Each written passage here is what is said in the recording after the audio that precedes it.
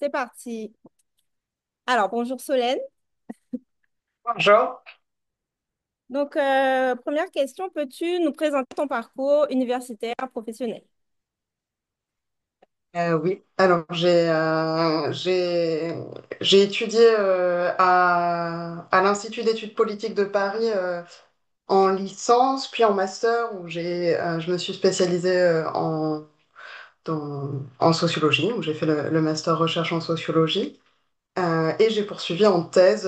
Du coup, j'ai fait une thèse de doctorat en sociologie, toujours à l'IEP de Paris, dans un laboratoire qui s'appelait l'Observatoire sociologique du changement et qui depuis a changé de nom, qui s'appelle le CRIS.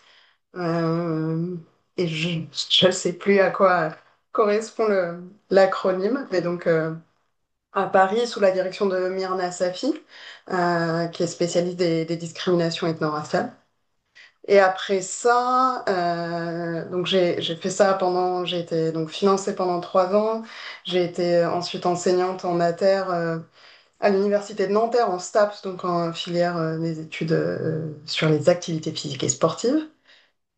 Et j'ai ensuite effectué un post-doctorat de sociologie dans un institut qui s'appelle l'Institut Convergence Migration, qui est un institut non pérenne fondé sur des grands plans de financement qui avait pour vocation, alors je le dis avait parce que là il est en train d'être, enfin c'est la fin des financements, et donc il y avait pour vocation de coordonner la recherche sur les questions migratoires et sur les questions de racisme en France. Et à la suite de ce post-doctorat, donc au bout de 4 ans, j'ai passé le concours du CNRS et j'ai été recrutée au CNRS. Merci, beau parcours. Alors, deuxième question. Dans ton ouvrage Derrière le mythe métis, tu proposes une remise en contexte historique de la notion de métissage et notamment de l'imaginaire qui existe autour de cette idée depuis la période coloniale.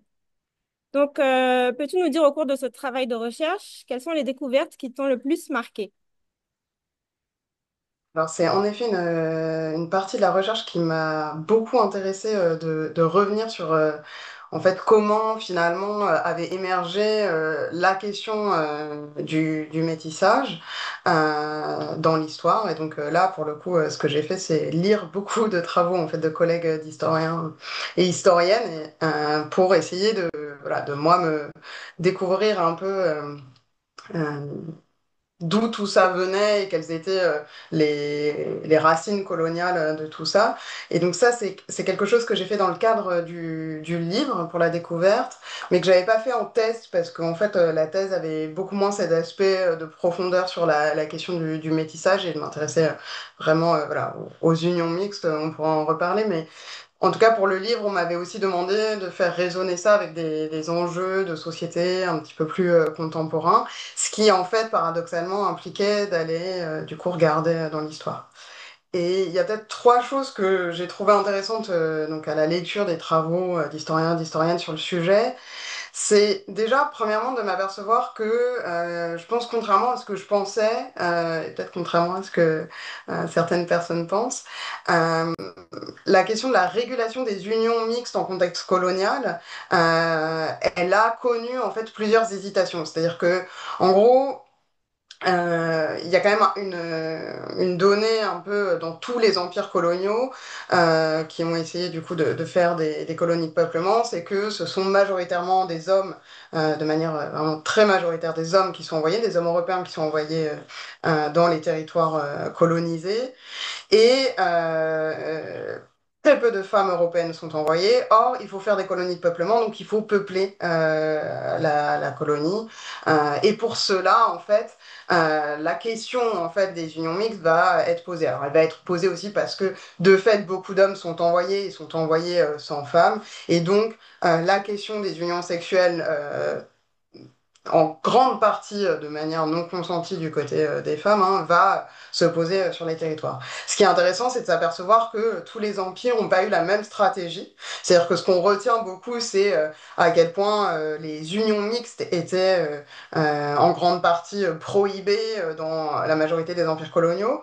Mais ce dont je m'aperçois en lisant les travaux de collègues, c'est que en fait, cette interdiction, elle va se généraliser au début du XXe siècle, mais dans la première phase de colonisation, colonisation, ça va être beaucoup plus complexe que ça, disons. Et il y a notamment, par exemple, l'Empire portugais, qui pendant un moment va choisir plutôt d'encourager les unions mixtes, en tout cas de fortement les tolérer, puis de les, en gros, un peu légaliser, notamment par le mariage. Il y a tout un truc autour de la moralité, du fait que, ok, ben, puisque ces unions existent, il faut en gros les rendre un peu plus morales. Et il y a d'autres cas, par exemple, notamment dans la colonisation du Canada, ça va se poser aussi, où en fait, on va considérer que finalement, encourager les unions mixtes, ça peut être un des moyens de la colonisation. Pourquoi? Parce que, en gros, on se dit, euh, faire en sorte, enfin encourager le fait que des hommes européens, donc les colons, s'unissent avec des femmes autochtones et entretiennent des relations de concubinage, voire de mariage avec, c'est en fait finalement s'insérer à l'intérieur des communautés elles-mêmes, s'insérer dans les communautés colonisées et mettre la présence coloniale à l'intérieur même des familles et donc créer en quelque sorte une forme d'adhésion à l'intérieur même des familles au projet colonial. Euh, et ça, du coup, je trouve que ça fait pas mal d'écho avec la période contemporaine, cette idée que, du coup, c'est en allant nouer des alliances, en allant voilà, à l'intérieur des communautés, donc à l'intérieur de la famille, que, du coup, que la colonisation va pouvoir aussi s'implanter. Et une autre des raisons d'encourager les unions mixtes, ça va être cette idée que des unions mixtes vont naître, donc, ceux qu'on va appeler les métis, donc l'autre élément, c'est que du coup, les métis pourraient constituer en fait une population qui serait en fait une population de cadres de la colonisation sur lesquels les colons pourraient s'appuyer, c'est-à-dire une espèce de groupe intermédiaire qui ferait le lien entre la population des colons et la population colonisée, et qu'en ce sens, ce serait finalement voilà, les cadres de la colonisation, les contremaîtres de la colonisation entre les colons et les colonisés. Donc ça, c'est déjà un point que je trouve intéressant sur ensuite cette position très duale qu'on va prêter aux métis, aussi sur toutes des questions de loyauté qui vont revenir notamment dans la littérature, et qui en fait trouvent aussi ses origines dans la manière dont les empires coloniaux ont en fait utilisé les métis à un moment comme des cadres de la colonisation. Ça a été beaucoup le cas dans la deuxième phase de la colonisation française en Afrique francophone notamment, enfin en Afrique du coup colonisée par la France. Mais en revanche, ce qui reste par contre, quelle que soit la manière dont les empires coloniaux décident de traiter la question des métis, quelle que soit la manière dont cette question est traitée par les États coloniaux, on s'aperçoit quand même que le métissage est toujours un problème. C'est-à-dire que par contre, ça va toujours poser un problème de savoir quoi faire des métis, quoi faire finalement de ce groupe qui va naître des unions mixtes. Pourquoi? Parce que fondamentalement, l'existence même du métissage est une négation d'une grande partie des théories racialistes, puisque en gros, l'idée de race suppose qu'on ait du coup des groupes qui soient radicalement distincts les uns des autres et des groupes qui soient voilà, des entités vraiment distinctes et absolument pas poreuses ou absolument pas placées sur un continuum. Or, l'existence même des métis va en gros remettre ça en cause, puisque fatalement, les métis sont un mélange, donc se situent entre les groupes raciaux. Et ensuite, c'est aussi qu'on s'aperçoit, et c'est le cas notamment dans les Antilles, on s'aperçoit que ben, plus en gros on se mélange notamment avec des blancs, plus on est clair, plus en fait on ressemble physiquement avec des blancs.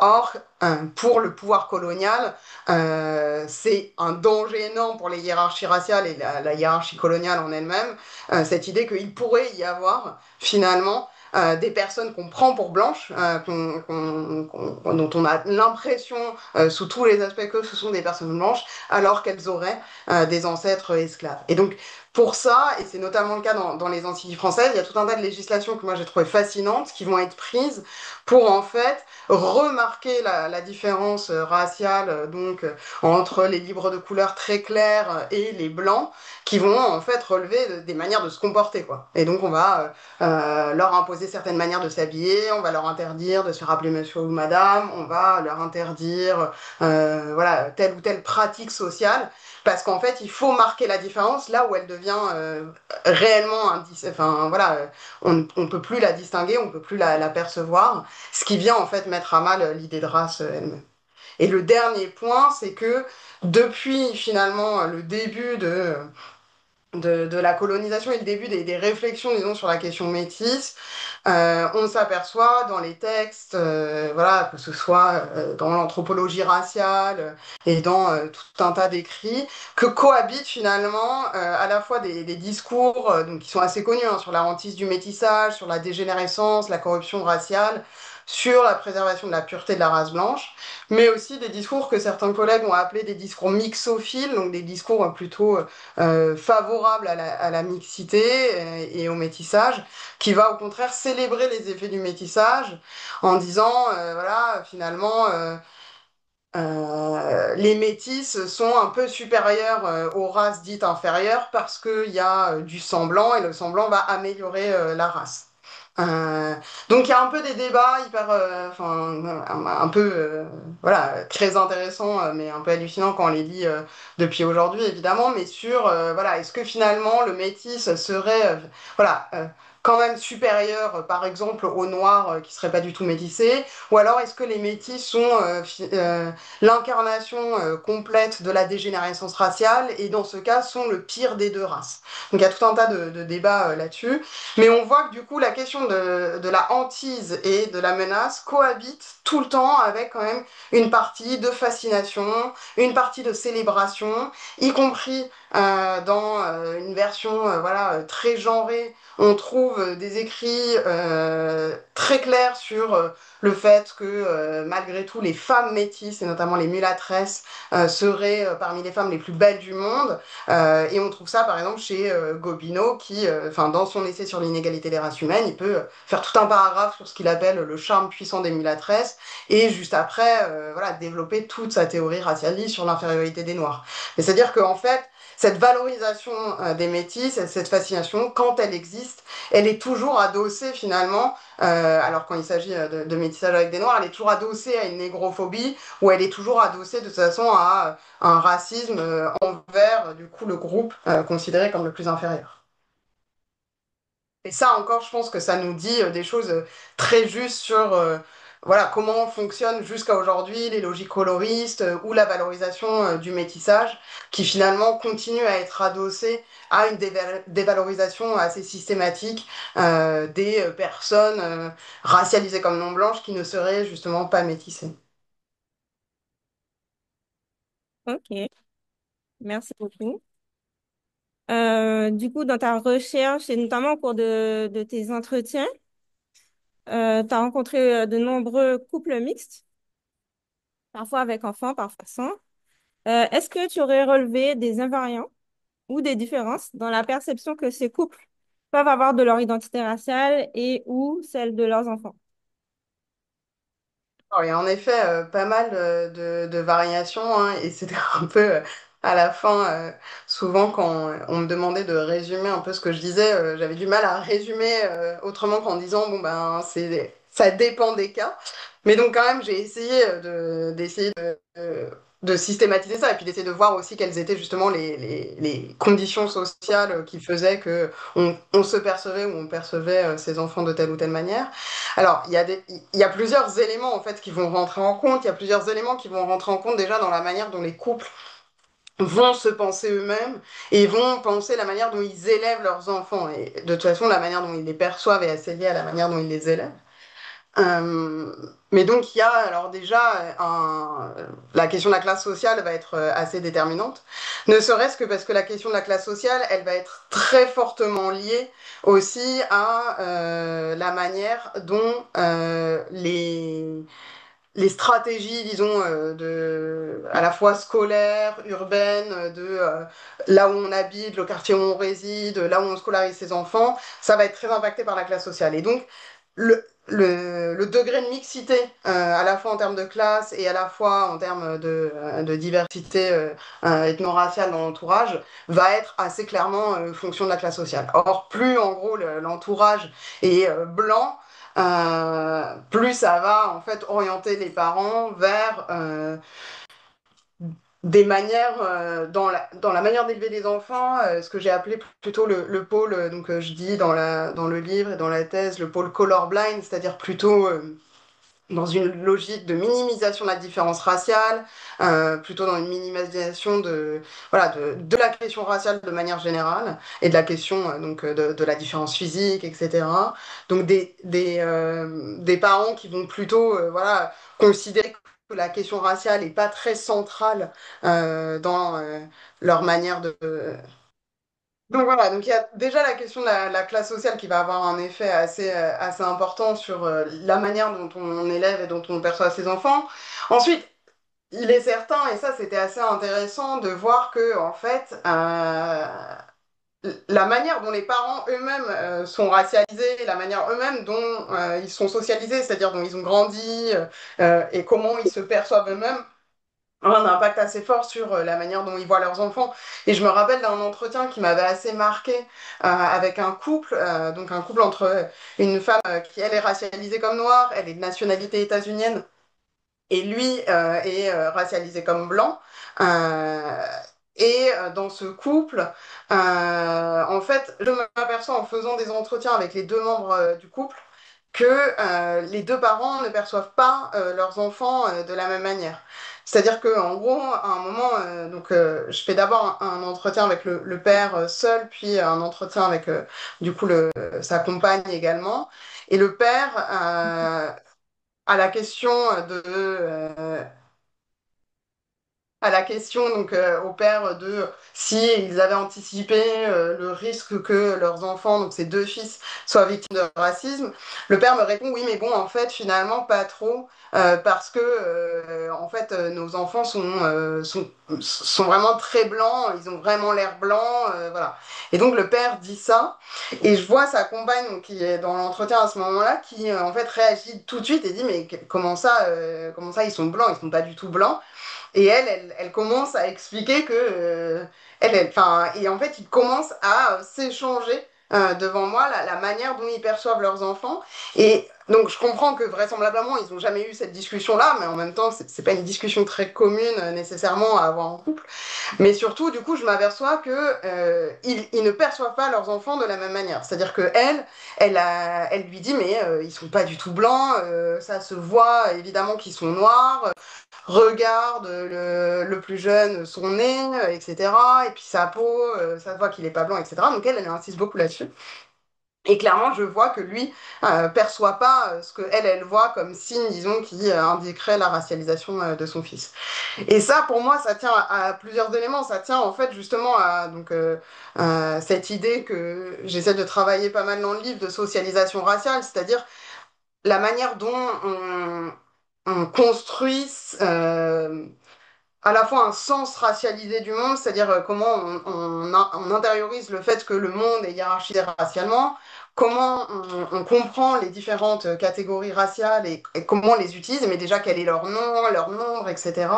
Mais aussi la manière dont, en fait, selon les endroits où on grandit, selon qui on est, selon la composition de son entourage, on construit pas la même familiarité avec les différents traits de visage, mais y compris de manière assez cognitive, on ne développe pas les mêmes manières de voir. Et en fait, clairement, elle qui a grandi aux États-Unis, qui est une femme noire aux États-Unis et qui est habituée en tant qu'États-Unienne à côtoyer des noirs clairs qui sont, disons, complètement considérés comme noirs par la société environnante, vu la manière dont la catégorie noire fonctionne aux États-Unis.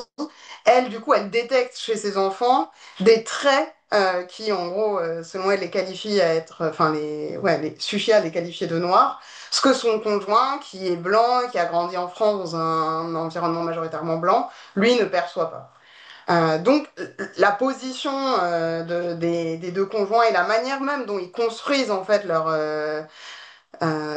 comment eux ils construisent leur propre vision, disons, racialisée du monde et la confiance qu'ils ont de leur propre place dans l'ordre racial va influencer en fait la manière dont ils perçoivent leurs enfants. Et ensuite, cette question de la manière dont les parents perçoivent leurs enfants et donc les élèves, elle a aussi beaucoup de liens avec ce qu'on peut appeler assez généralement les transmissions culturelles, donc la manière dont on va transmettre les langues minoritaires, les spécialités culinaires, la musique, etc. Et quelle place ça va prendre en fait dans l'éducation des enfants, dans leur socialisation. Et ça va aussi beaucoup influencer la manière dont ces descendants de couples mixtes vont ensuite être perçus par les autres en grandissant. C'est-à-dire que, en gros, euh, plus les enfants sont plutôt élevés avec des référents de la culture dominante blanche, hexagonale, plus ils vont être socialisés dans ce que les parents appellent, certains disent, voilà, ils sont élevés comme des blancs, plus en fait ils intériorisent des manières de se comporter, des manières de faire, des types de musique, des manières de s'habiller, de se coiffer, etc., qui ensuite peuvent orienter dans leur quotidien la manière dont les gens vont les percevoir. C'est-à-dire que dans une situation d'ambiguïté sur comment caractériser un visage, par exemple, donc qui est a priori le premier en gros élément qu'on a pour racialiser les gens, quand on ne sait pas trop, en fait, on voit une personne, on se dit ah je sais pas trop comment, enfin où est-ce qu'elle est située racialement. En fait, on va recourir à tout un tas d'autres éléments pour positionner les gens dans les catégories raciales. Et ces autres éléments, ça va être en fait la manière de se comporter. Alors au sens très large, mais ça va être justement comment la personne elle est coiffée, comment elle s'habille, comment elle se tient, comment elle parle, avec qui elle socialise, c'est quoi son cercle d'amis, comment elle sort, et où, quelle musique, etc. est écoutée, quelle nourriture est consommée. Et tout ça sont en fait des indices de catégorisation raciale que, à mon avis, c'est un peu ce que je raconte dans le travail, on a tendance à minimiser, à faire comme si finalement la question de la catégorisation raciale était exclusivement une question de couleur de peau et d'apparence physique. Et ce que j'essaye de montrer, c'est que ces manières de faire, ces manières qu'on incorpore en fait en famille dans la socialisation, elles orientent aussi beaucoup les catégorisations.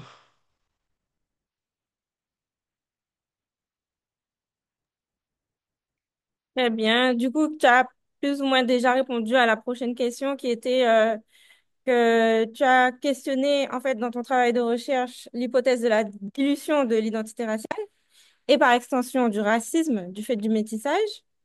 Et du coup, quelles sont tes conclusions par rapport à ça, en fait, au terme de ton enquête sur cette hypothèse de dilution enfin, de disparition du racisme par le métissage? Mais bon, tu as déjà plus ou moins répondu. Peut-être Peut-être si tu rajouter, sais. peut-être là-dessus, rajouter quand même peut-être deux éléments qui me paraissent importants. Le premier, c'est que il y a une partie de l'enquête où, enfin, il y a une partie du travail où en fait je me suis j'ai utilisé l'enquête statistique trajectoire et origine qui nous donne des informations sur l'exposition aux discriminations. Et donc, de manière assez nette, le fait d'être issu d'un couple mixte plutôt que. Alors, dans l'enquête Théo, c'est selon. Est-ce qu'on a deux parents immigrés ou un seul parent immigré et un parent français de naissance? Donc, c'est plus restrictif que ce que moi, j'ai utilisé comme catégorie dans la thèse. Mais disons que. En tout cas, les descendants d'un seul parent immigré sont systématiquement moins exposés au racisme que les parents de les descendants de deux parents immigrés. Donc, a priori, ce qu'on peut conclure, c'est que malgré tout, au niveau individuel, le fait d'être issu d'un couple mixte protège en partie, enfin, disons, amenuise les effets du racisme. Et ça, on peut aisément le comprendre, notamment, on voit bien que, et là-dessus, on a beaucoup de données, notamment aux États-Unis, mais dont en réalité on peut très largement adapter à la France, qui sont que par exemple pour les personnes noires, mais c'est, enfin, et pour tous les groupes raciaux, plus on est clair et plus on a les traits qui ressemblent à ceux qui sont communément admis comme étant ceux des blancs, moins on subit durement le racisme. Donc ça, c'est un premier élément. Cependant, il y avait une autre dimension de ce que j'appelle du coup le mythe métis dans le livre, qui est plutôt au niveau général l'idée que on pourrait en conclure que du coup une des solutions au racisme serait le mélange, le rencontre entre les personnes et donc le métissage, et qu'en fait les couples mixtes seraient la solution au racisme. Et là, par contre, il y a en gros disons un élargissement qui est opéré, qui est absolument faux, mais notamment parce qu'il y a cette idée, et c'est ce que je raconte beaucoup au début du livre sur le traitement politique de la question du métissage, il y a beaucoup cette idée que finalement, en fait, le racisme, ce serait principalement de la haine, et du coup, l'inverse de la haine, c'est l'amour, et donc du coup, la solution au racisme, ben, c'est les couples mixtes, parce que les couples mixtes s'aiment et aiment leurs enfants. Bon, le problème, c'est que la prémisse de ce raisonnement est complètement fausse et que le racisme est bien d'autre chose que de la haine, et il est notamment fondamentalement de la domination. Et dans ce cas-là, la domination s'accommode très bien de l'amour et s'accommode très bien, y compris des relations familiales. Et donc, du coup, c'est une erreur de penser que, au niveau de la société, aller vers plus de métissage réglerait de quelque manière que ce soit la question du racisme. Déjà, ça supposerait que, en gros, on accepte l'idée que finalement les métis ou les descendants de couples mixtes seraient finalement plus acceptables pour la société majoritaire que des personnes qui ne seraient pas issues d'un métissage, ce qui est quand même assez voilà, problématique comme hypothèse. Mais ensuite, ça suppose que du coup, finalement, on n'a pas besoin de s'attaquer fondamentalement aux inégalités d'un point de vue politique et on peut se contenter de se dire que voilà, il faut que les gens se rencontrent, s'aiment et que tout ça va régler les choses. Alors même encore que, je le répète, que la question de la domination et de l'amour sont absolument pas.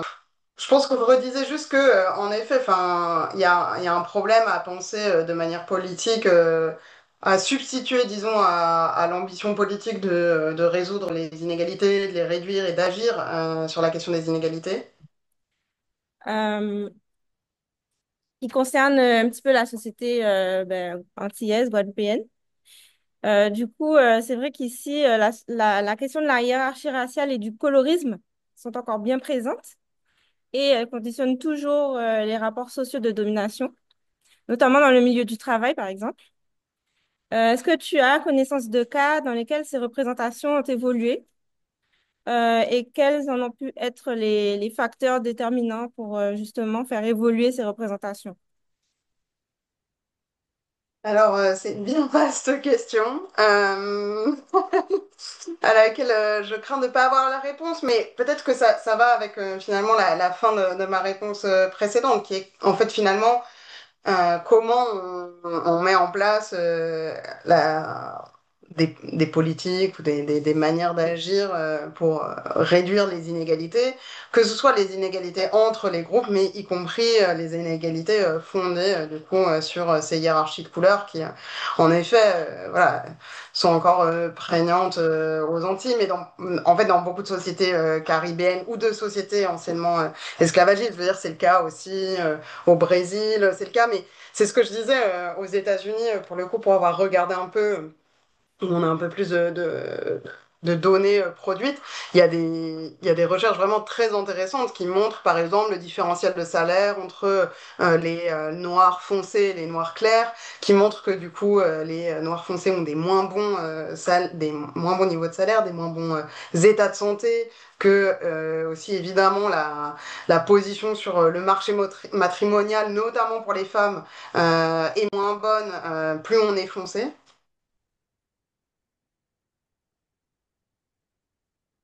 La position, donc je reprends la position matrimoniale, enfin sur le marché matrimonial est moins bonne, plus on est foncé, plutôt foncé que clair. Donc en effet, c'est de toute façon des hiérarchies qui sont en fait héritées du système esclavagiste dans lesquelles il y avait déjà en fait une mise en place de hiérarchie coloriste, c'est-à-dire que oui, les Noirs étaient de toute façon en situation de servitude, d'esclavage.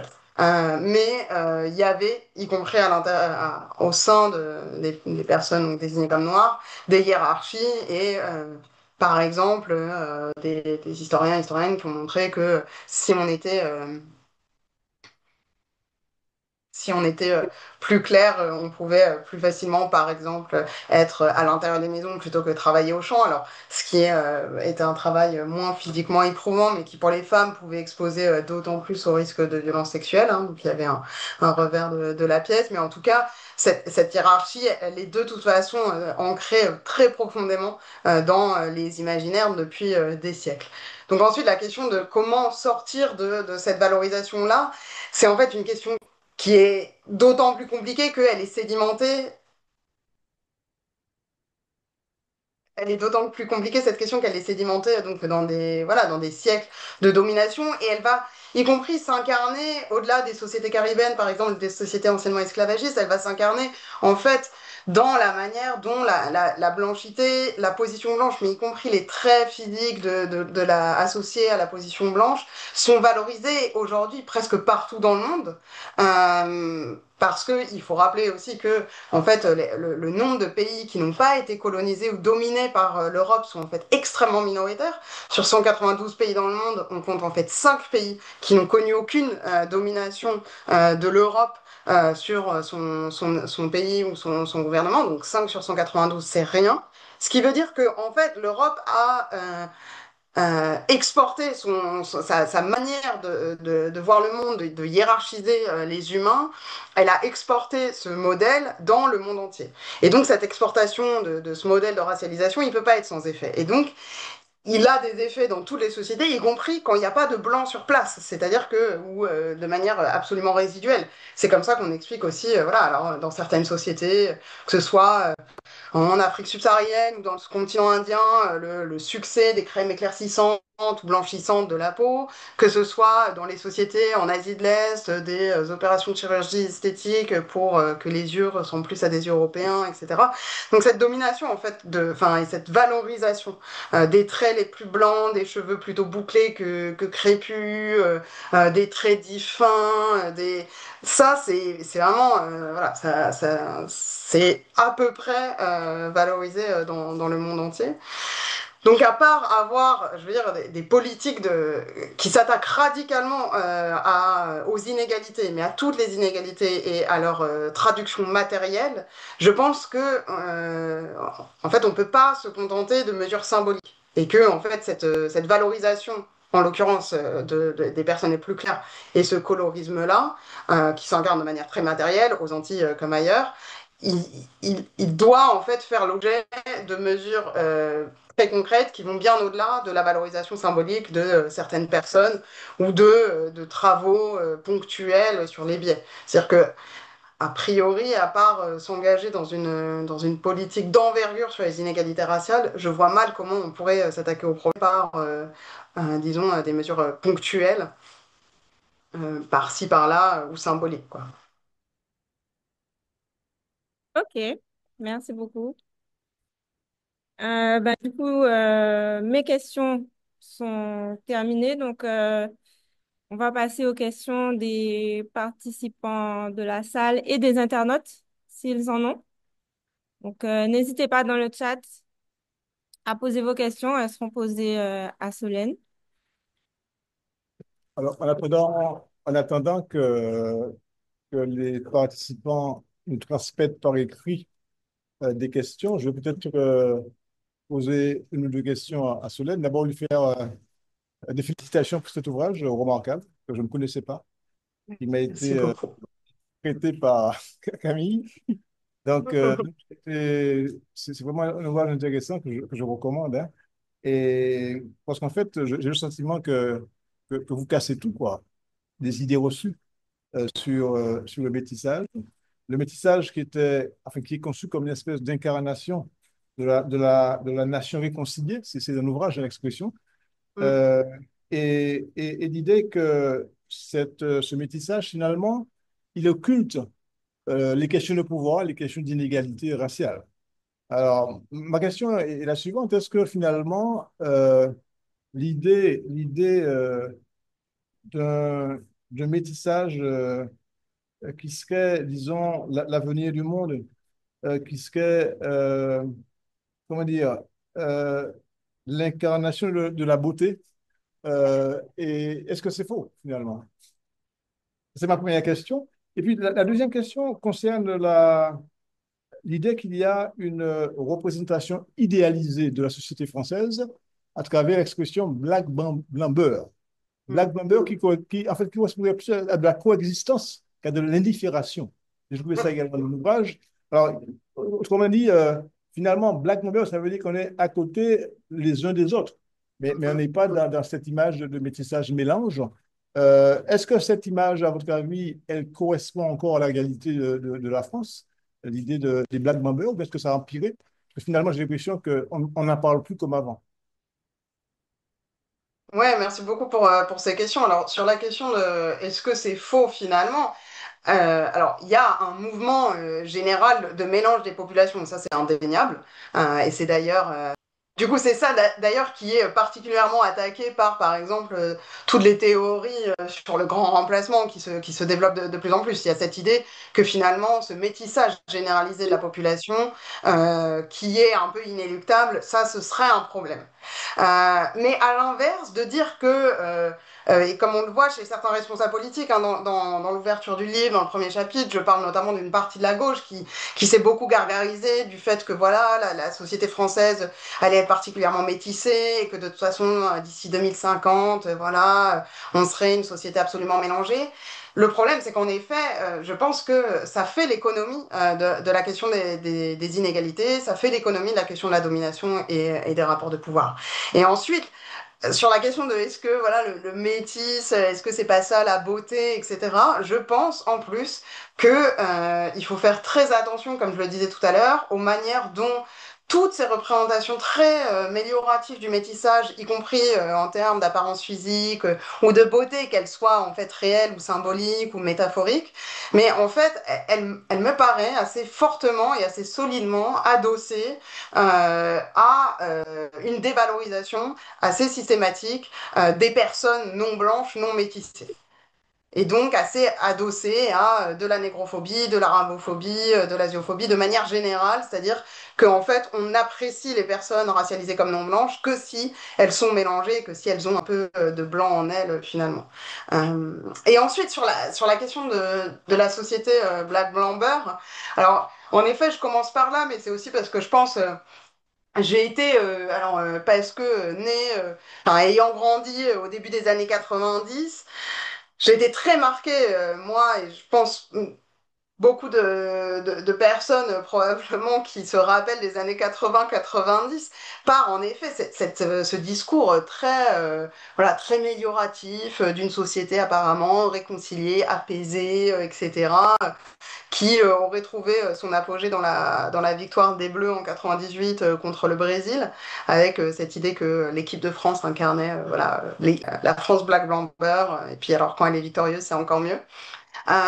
Mais deux choses, peut-être ce que je dis dans le livre, c'est aussi que déjà 98, qui correspond un peu à l'apogée de ce moment Black Blamber, un peu cette épiphanie, où on trouve des discours politiques assez rigolos quand même. On a des gens qui se disent, ah ben en fait finalement la question du racisme elle est derrière nous, c'est réglé, les Blancs ont gagné la Coupe du Monde, etc.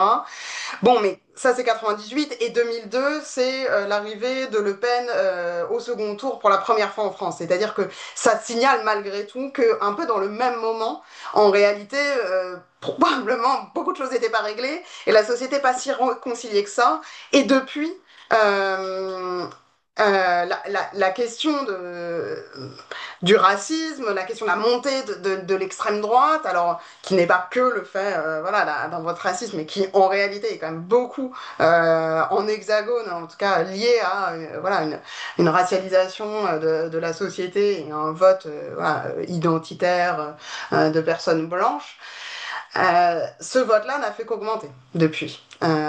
Et d'ailleurs, on voit depuis 2010 cette résurgence en fait de la hantise du métissage dans une version qui fait très 18e, 19e, sur la hantise du mélange et la question de la pureté de la race, avec le thème du grand remplacement, parce que fondamentalement, qu'est-ce que disent ceux qui parlent de grand remplacement? Ils disent, ben, en fait, le problème, c'est que la société française serait envahie par l'immigration et que les immigrés vont s'intermarier, vont se mélanger mélanger et que le groupe autochtone blanc, comme il l'appelle, va disparaître à force de mélange. Et que ça, ce serait fondamentalement un problème. Donc on voit en fait, c'est pas très différent de ce qui était dit déjà au XVIIIe ou XIXe siècle sur cette idée de mise en péril de l'identité blanche et de mise en péril de la pureté raciale, alors avec des formules un peu plus contemporaines, mais c'est finalement la même idée.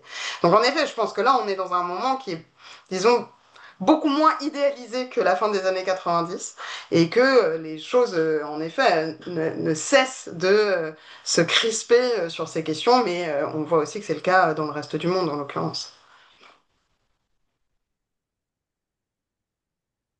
Bon, je ne sais pas s'il y a des questions dans la salle par écrit, donc tout le monde écrit. Alors, je pose encore une question par conséquent en attendant les questions des participants. Alors, à un moment dans le livre, on parle de créolisation. Alors, bon, on sait d'où ça vient. Bon, Brathwaite, le Barbadien, Glissant, le Martiniquais.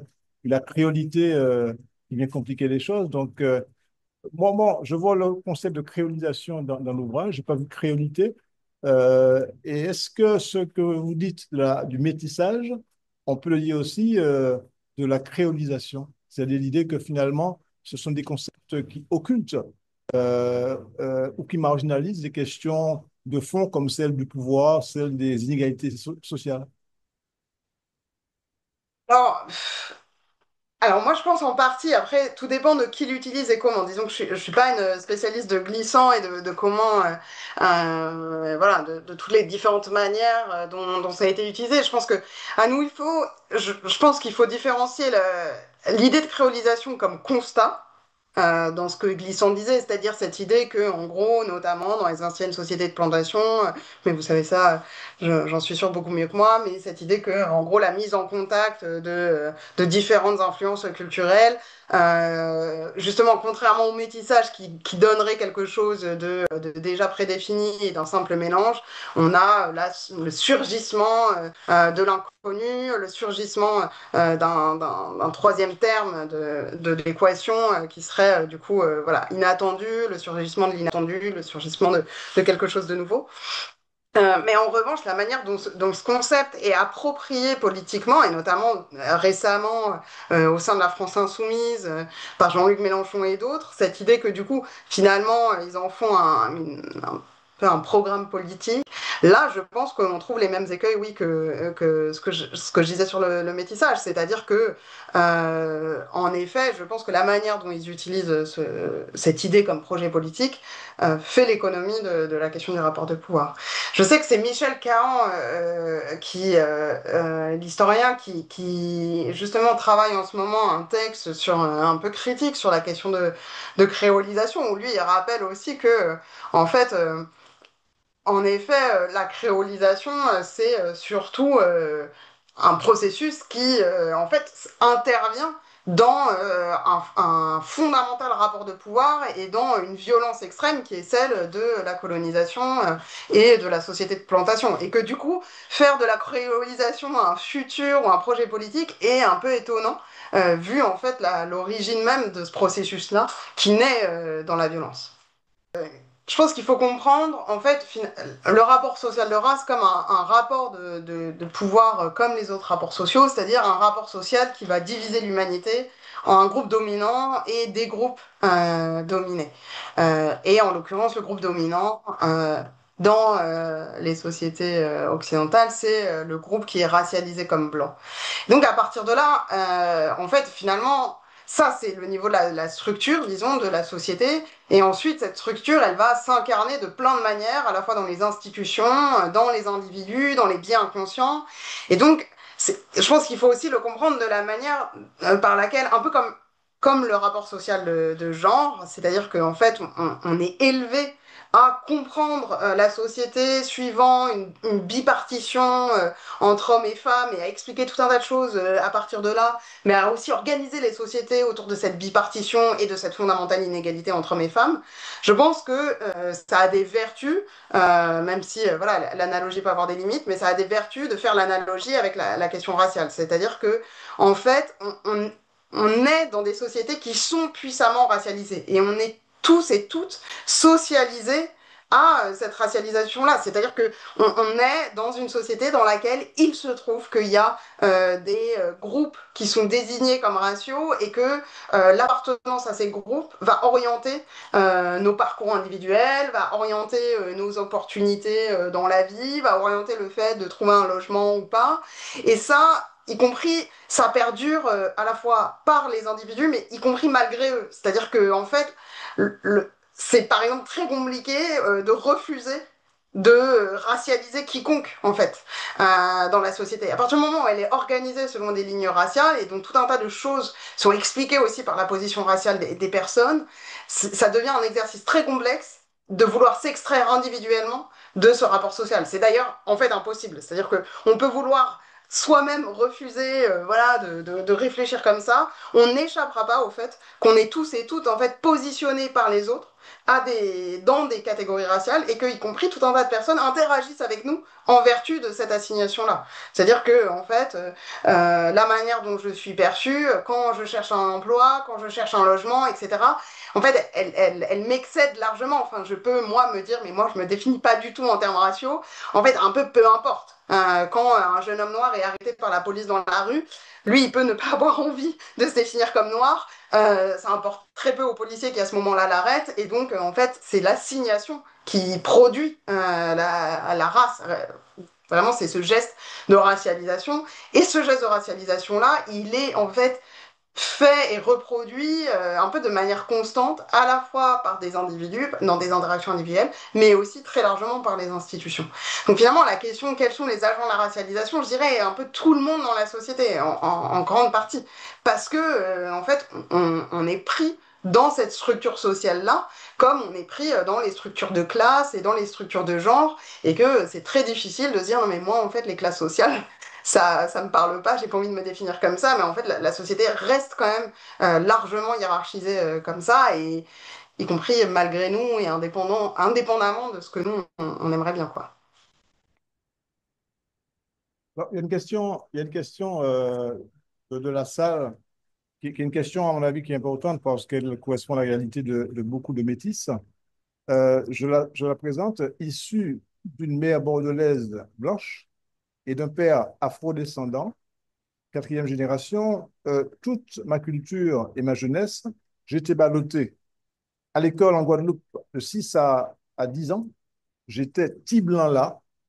Puis au collège, de 10 à 16 ans, en interne, j'ai subi un racisme paternaliste.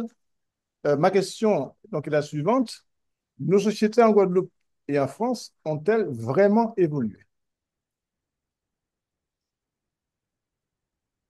C'est une très bonne question. Je pense qu'en grande partie, et je crois que c'est ce que je raconte dans le livre, si la question c'est l'évolution vis-à-vis de la catégorisation raciale, alors pas beaucoup. Enfin, je veux dire beaucoup dans le sens où l'esclavage a été aboli et que plein d'avancées ont été faites malgré tout sur la question de l'égalité formelle, mais en réalité, sur l'utilisation des catégories raciales, pas beaucoup. Et une autre chose qui perdure, c'est le fait que les catégories raciales sont en effet pensées comme mutuellement exclusives. C'est-à-dire que c'est très compliqué euh, d'être les deux à la fois. En fait, si vous êtes noir, c'est que vous n'êtes pas blanc, et si vous êtes blanc, c'est que vous n'êtes pas noir. Euh, dans, dans, dans la matrice raciale, je veux dire, je le dis de manière, dans la manière dont la race a été inventée et pensée comme concept, les groupes raciaux sont pensés comme mutuellement exclusifs. Et c'est ça qui fait que, en effet, et c'est ce qui revient beaucoup dans l'enquête aussi auprès des descendants de couples mixtes, cette appartenance, enfin cette position en fait entre les groupes, elle peut être en effet très inconfortable parce que on est en fait, comme vous le dites, ballotté entre les groupes et qu'on appartient finalement ni tout à fait à un groupe, ni tout à fait à l'autre, mais parce que c'est la manière même dont la race a été pensée, et c'est bien ça le problème, c'est que de toute façon la race c'est évidemment complètement arbitraire, et d'ailleurs les catégories sont pas les mêmes partout, sont pas on définit pas, même pas le même nombre de catégories, même leur contour de la même manière partout, mais en revanche, il y a cette idée quand même que les catégories sont mutuellement exclusives. Ce qui pose la question de, dans ce cas-là, où sont les métis. Et en fait, ce que montre l'enquête, c'est que justement, ces descendants de couples mixtes, ce qui va se passer, c'est que selon justement l'environnement, selon leur voilà l'apparence physique, selon les manières de se comporter, etc., vont être soit perçus comme blanc, soit perçus comme noirs, ou soit perçus comme arabes, soit perçus comme asiatiques. Mais que en fait ils sont soit d'un côté soit de l'autre. Mais par contre, et ça c'est aussi un résultat intéressant, c'est que par exemple au sein d'une même fratrie ou d'une même cousinade, quand il y a des familles qui sont du coup disons métissées de la même manière, la manière dont les enfants et les jeunes gens vont être racialisés peut différer, y compris entre frères et sœurs. Parce que, encore une fois, ça va dépendre alors de tout un tas de manières. Alors évidemment, la classe sociale va jouer. Hein. Plus vous êtes de classe supérieure, notamment à fort capital culturel, plus vous avez de risques, soit d'être perçu comme blanc, soit qu'on vous renvoie le fait que vous vous comportez comme un blanc. On va vous dire, voilà, vous êtes un punti, vous êtes, j'ai appris, on dit ban pour les personnes asiatiques qui seraient supposées jaunes à l'extérieur et blanches à l'intérieur. Et donc, ces qualifications, et mais même l'idée de se comporter comme un blanc, renvoie au fait que justement les positions raciales sont bien d'autres choses que de l'apparence physique et sont aussi du coup des pratiques sociales qui sont en fait elles-mêmes racialisées et elles-mêmes codées racialement et dont elles servent des indices de racialisation. Très bien. Alors, on a une question d'Ingrid. Bonjour, voilà, déjà je vous remercie. Bonjour, bonjour, Simon du Zoom. Je vous remercie. J'ai une question. Alors, après, derrière le mythe métis, vous venez d'écrire la domination blanche et cette nécessité de la comprendre pour lutter contre le racisme. Bravo déjà pour, euh, pour cette thématique, pour ce courage. Et donc, je voulais savoir, à votre avis, ça va être une question très vaste, mais bon, après, c'est vous qui verrez dans quel secteur, si dans le secteur académique ou dans la société civile que vous répondez. Mais par rapport à cette nécessité d'étudier, d'échanger, de comprendre cette domination blanche, où en est-on dans la société? Voilà, je vous remercie. Ben, merci à vous pour cette question. Malheureusement, malheureusement, je crois qu'on est loin, en fait. Et je pense que oui, et je pense qu'on est loin, honnêtement, autant enfin, dans le monde académique en France que dans la société civile. Alors, on est peut-être pas de la même manière, mais on reste loin quand même. Et je pense que oui, je pense qu'il y a un problème fondamental en France dans la compréhension du racisme, et je pense que c'est lié notamment à la manière dont on veut faire croire, on a voulu faire croire pendant très longtemps, que en fait la question de l'antiracisme, la question de la lutte contre le racisme, elle concernait exactement de la même manière et avec les mêmes enjeux les personnes blanches et les personnes non blanches. C'est-à-dire qu'en gros, cette idée qu'on aurait tous tout à fait intérêt à une société égalitaire et que voilà, ça irait mieux pour tout le monde. La vérité, c'est que si c'est un rapport de pouvoir, le rapport de pouvoir, il crée une situation dans laquelle il y a des avantages et des désavantages. Et dans ce cas-là, on n'a pas tous le même intérêt à l'égalité. C'est-à-dire que tout n'est pas un jeu à somme nulle, mais en partie, les choses sont un jeu à somme nulle. Et donc, un exemple que je prends souvent, c'est, parce qu'il est assez parlant, c'est le nombre de sièges à l'Assemblée nationale. L'Assemblée nationale, il y a 577 sièges, pas un de plus, pas un de moins. Si on veut qu'il y ait plus de personnes non blanches dans les élus à l'Assemblée nationale, ça fait moins de sièges pour les personnes blanches. C'est aussi simple que ça veut dire que des blancs vont perdre leur siège. Et donc, ça dit assez bien, à mon avis, ce que ça pose, en fait. Le fait de parler de domination blanche et plus simplement de parler d'antiracisme ou juste de racisme, ça permet de justement parler de la responsabilité et de la domination. Et en fait, très souvent, en France, on peut entendre des gens qui admettent qu'il y a du racisme, mais personne n'est jamais raciste. C'est-à-dire qu'il n'y a pas d'agent du racisme. On parle du racisme, mais en fait, finalement, on ne sait pas. Enfin, c'est un peu comme si c'était une opération magique et que personne ne profitait en fait de la situation. Mais ça, c'est pas possible. Si personne ne profitait de la situation, on ne serait pas dans cette situation. Donc, poser la question de la domination, ça veut dire poser la question des responsabilités, ça veut dire poser la question de qui a intérêt à ce que la domination voilà, perdure, qui en tire des avantages et des bénéfices. Et ça, fatalement, c'est très compliqué. Enfin, je veux dire, ça veut dire du coup aussi s'attaquer aux avantages et aux privilèges que cette situation crée. Et donc, voilà, ça va pas se faire sans résistance. Je pense pour aucun rapport social, ça se fait sans résistance.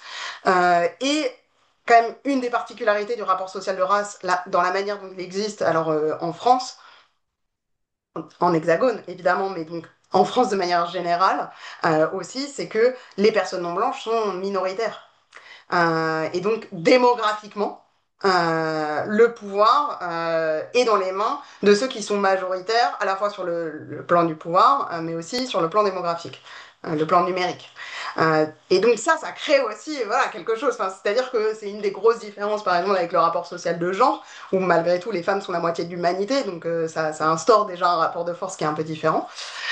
Et donc, voilà, je pense que ça explique pourquoi on est encore loin. Je pense qu'on est encore loin aussi parce qu'on est une société dans laquelle, de par, disons, l'histoire de la France et de la manière dont le républicanisme s'est imposé comme un universalisme, justement, soi-disant aveugle aux différences, on, on, on a cette idée que en fait parler même des différences ce serait ça le problème, c'est-à-dire que du coup bah voilà on se dit on va supprimer le mot race de la constitution et ça va régler le problème, on va arrêter de parler de noir et de blanc et ça va régler le problème.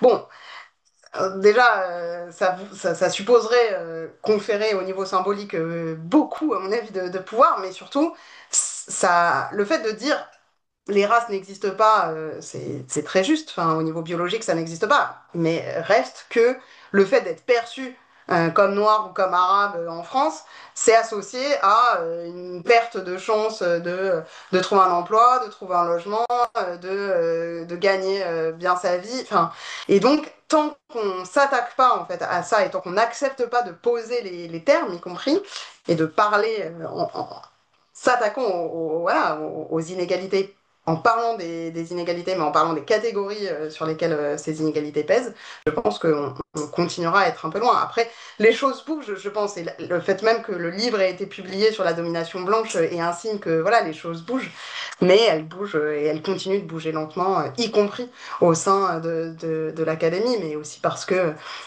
l'université en France est très blanche, en fait.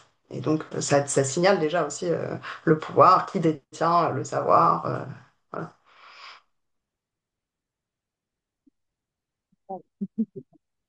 Merci Solène. Alors, on va prendre peut-être une dernière question du chat, sauf s'il y a d'autres questions dans la salle.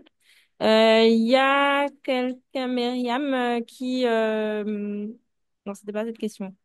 La loi antidiscrimination capillaire, est-ce un bon début selon vous pour faciliter l'insertion professionnelle des Noirs? Voilà, ça c'était une question de Monsieur Détouche. C'est une très bonne question et c'était un moment assez intéressant, ce moment de débat sur la discrimination capillaire. Moi, je suis assez partagée parce que le fait même d'avoir eu cette proposition de loi et qu'elle ait été discutée a permis d'engager un débat qui est nécessaire et qui permet de parler de discrimination raciale. Cela dit, je pense qu'en réalité, normalement, on a déjà un arsenal législatif sur la question de la discrimination raciale. Et le problème n'est pas qu'on manque de lois, le problème est que les lois ne sont pas appliquées. Et que, en fait, les recours pour discrimination raciale n'aboutissent jamais. Déjà, très peu de gens se saisissent des outils du droit, mais surtout, ils aboutissent pas. Et donc, on a un problème qui est pas tellement le fait que ce soit pas dans la loi, c'est déjà dans la loi. Le fait de pas discriminer selon l'origine perçue, etc. On a déjà normalement des outils législatifs à disposition. Et le problème est que ces outils législatifs ne sont pas appliqués et que, en gros, les auteurs de discrimination ne sont jamais sanctionnés. Et le risque, à mon avis, est que, voilà, on a eu un débat là-dessus et ça a permis de mettre ça un peu, voilà, sur le devant de la scène et de au moins susciter une discussion là-dessus. Cependant, je suis pas sûre que ça va avoir des effets si concrets que ça dans la réduction des discriminations. Après, je suis peut-être un peu pessimiste, mais il me semblait qu'on avait déjà un arsenal législatif qui existe et qu'il faudrait mettre du temps et de l'énergie à le faire appliquer plutôt que de continuer à en fait produire des lois pour qu'elles ne soient pas ou très peu appliquées. Alors, j'ai une petite question, Solène, qui sera peut-être une approche critique de ce que j'ai lu dans l'ouvrage. J'ai adoré cet ouvrage, mais il y a quand même un mot qui m'a choqué, c'est le mot dromien. Je ne sais pas ce que vous mettez dedans, enfin j'ai compris, mais ça me semble aussi une notion très connotée, une espèce de mot-valise qui englobe tout le monde dans un concept qui, à mon avis, n'est pas partagé par l'ensemble des supposés Doromiens. Donc j'avoue que que mettez-vous dedans concrètement dans... Alors, vous mettez, d'après ce que j'ai compris, hein, ce sont des originaires des départements et des régions d'outre-mer. Mais c'est beaucoup plus compliqué que ça. Parce il y a des territoires qui ne sont ni DOM ni ROM. Donc, je pense que cette notion de ROM qui a été construite pour nous englober, elle me semble ne pas convenir à la réalité. Je suis très d'accord.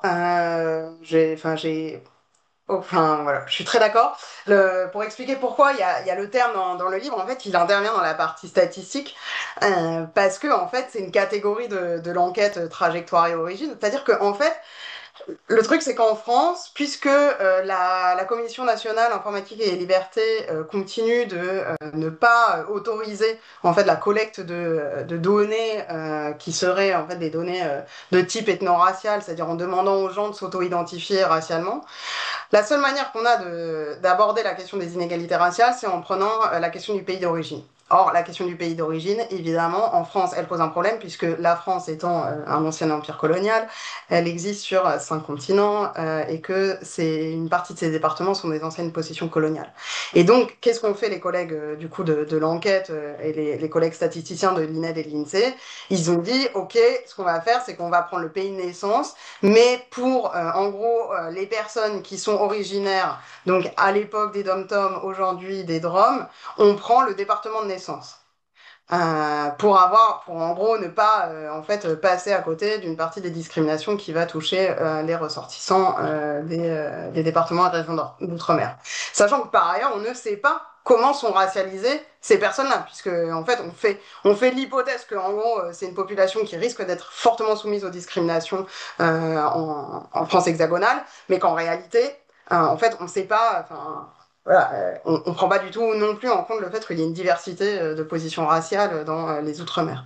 Et en fait, pourquoi les statisticiens mettent tous les départements et les régions d'Outre-mer ensemble? Parce qu'en fait, en termes de statistiques, ils n'ont pas assez de répondants et qu'en gros, diviser, y compris en gros les répondants de Guadeloupe, de Martinique, de Guyane, de La Réunion, de Calédonie, etc., aboutirait à des trop petits effectifs sur lesquels on pourrait faire aucun traitement statistique.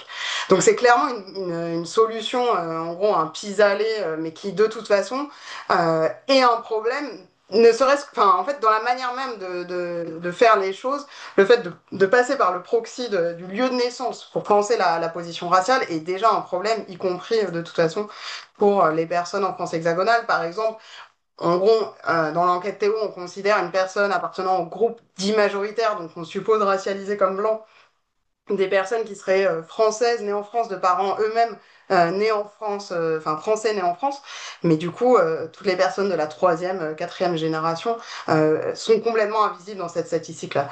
Donc c'est des proxys qui sont très imparfaits, et vous avez tout à fait raison, celui des régions d'outre-mer est particulièrement imparfait, y compris parce qu'il va mettre ensemble, en gros, des expériences et des vécus de, par exemple, les Guadeloupéens, les Martiniquais, les Calédoniens, les Réunionnais, sans qu'on le sache exactement. Donc je pense que là-dessus, moi, je fais partie des collègues qui espèrent qu'on va arriver vers, en gros, des catégories beaucoup plus fines. Et je pense que, et j'appelle de mes voeux, qu'il faut que aussi les enquêtes se multiplient sur les spécificités de chaque en fait département, de chaque territoire, et qu'on arrête, y compris depuis l'Hexagone, à considérer que tout ça n'est qu'un tout et que toutes ces anciennes colonies sont pareilles. Donc merci beaucoup pour cette remarque qui est très importante et qui est évidemment, enfin, je ne peux qu'être d'accord avec le fait que c'est une catégorie hautement problématique, mais ne serait-ce que c'est parce que c'est une catégorie qui est uniquement une catégorie administrative en fait, et qui est uniquement une catégorie qui est pensée par en haut, et on s'est dit, et d'ailleurs on a changé, avant c'était dom-dom, maintenant c'est drom, et donc les gens, évidemment les gens ne vont pas s'identifier selon des catégories qui sont pensées largement depuis Paris pour penser des spécificités qui sont localement très différentes.